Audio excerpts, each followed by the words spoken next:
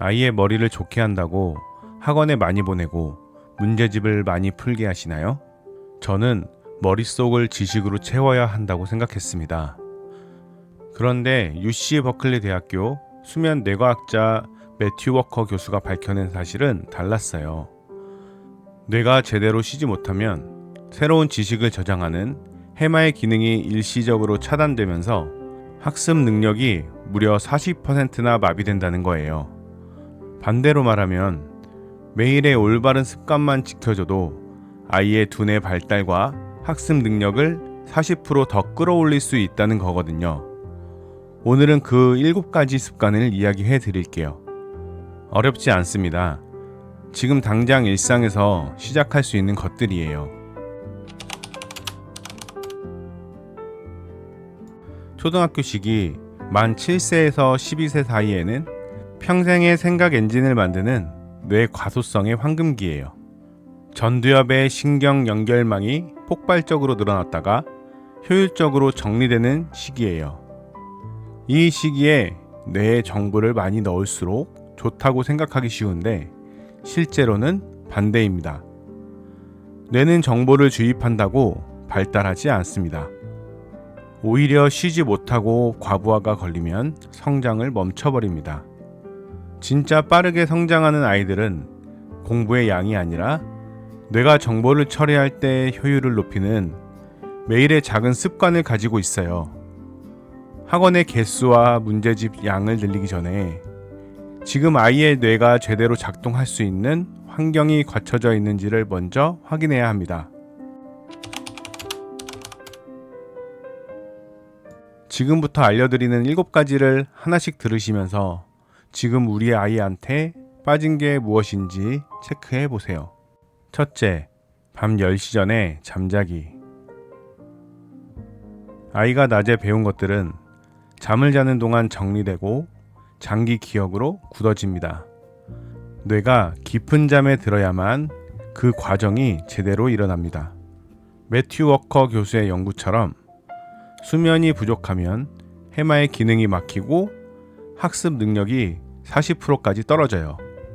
밤 10시 이전 취침과 잠들기 전 스마트폰 차단이 학원 한 타임보다 더 강력한 학습 도구입니다. 오늘 배운 것을 내일까지 기억하게 해주는 건 복습이 아니라 수면이에요. 둘째, 공부 전 10분 뛰게 해주세요.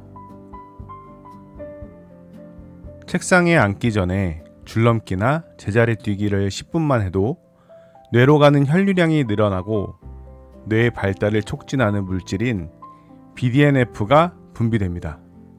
가만히 앉아서 암기할 때는 이 물질이 나오지 않아요. 신체를 움직인 직후에 공부한 내용이 훨씬 빠르게 뇌에 새겨집니다. 공부 시작 전 10분의 신체 활동이 이후 1시간의 학습 효율을 바꿔놓는 이유가 여기에 있어요. 셋째, 하루 30분은 멍 때리게 두세요. 스마트폰이나 유튜브를 끄고 아무것도 하지 않는 시간이 필요합니다. 이때 뇌의 디폴트 모드 네트워크가 켜지면서 낮 동안 들어온 정보들이 스스로 연결되고 정렬됩니다. 창의적인 아이디어가 멍하니 있을 때 떠오르는 게 우연이 아니에요. 뇌가 쉬는 것처럼 보이지만 사실 가장 중요한 작업을 하고 있는 거거든요. 아이가 심심해할 때 바로 무언가를 채워주지 마세요. 넷째, 눈으로 읽지 말고 말로 설명하게 해주세요. 공부가 끝나면 배운 내용을 부모님에게 설명하게 해보세요. 읽을 때는 이해한 것 같은데 설명하려고 하면 막히는 부분이 생겨요. 그 막히는 지점이 바로 아이가 모르는 곳입니다. 내가 아는 것과 모르는 것을 정확히 구분하는 능력이 메타인지인데 이게 말로 설명하는 과정에서 만들어집니다. 다 알겠어 라고 책을 덮는 것과 설명을 못해서 다시 펴는 것, 그 차이가 공부 머리를 만들어요. 다섯째, 악기나 만들기를 시켜주세요. 피아노나 바이올린처럼 양손을 동시에 쓰는 악기 또는 정교한 만들기 활동은 좌뇌와 우뇌를 연결하는 뇌량을 두껍게 만들어줘요. 손가락의 미세한 움직임이 운동 피질과 전두엽을 동시에 자극합니다. 악기를 배우는 게 음악 실력만 키우는 게 아니라 뇌의 처리 속도 자체를 높이는 이유가 여기에 있어요. 특별한 악기가 아니어도 좋아요. 양손을 정교하게 쓰는 활동이면 충분합니다. 여섯째, 짜증과 고집에 감정 이름을 붙여주세요. 아이가 화를 내거나 고집을 부릴 때 다그치지 말고 지금 억울한 거야 아니면 무서운 거야 라고 감정에 이름을 붙이게 해주세요. 감정을 언어로 표현하는 순간 불안을 담당하는 편도체가 진정이 되고 이성적으로 생각하는 전두엽이 다시 작동하기 시작해요. 이 연습이 반복될수록 아이는 감정이 올라왔을 때 스스로 조절하는 힘이 생깁니다. 공부할 때 어려운 문제 앞에서 포기하지 않는 힘도 여기서 나와요. 일곱째, 10% 정도 더 어려운 것에 도전하게 해주세요.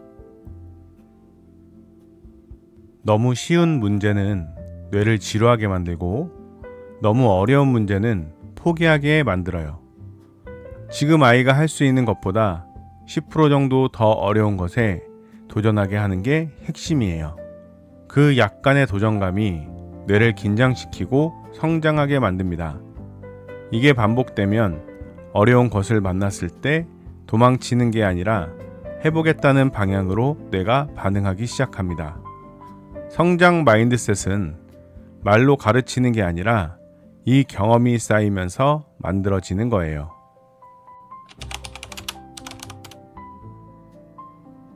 일곱 가지를 한꺼번에 다 하려고 하면 부담스러워요. 오늘 이야기한 것 중에서 지금 당장 빠져있는 게 뭔지 하나만 골라보세요. 수면이 부족한 아이라면 취침 시간부터, 멍 때리는 시간이 없는 아이라면 스마트폰을 끄는 것부터 시작하면 돼요. 학원을 하나 더 보내는 것보다 이 습관들을 하나씩 채워가는 게 아이의 뇌를 더 빠르게 성장시킵니다. 뇌는 정보를 넣는다고 발달하는 게 아니라 제대로 쉬고 움직이고 경험하면서 발달합니다.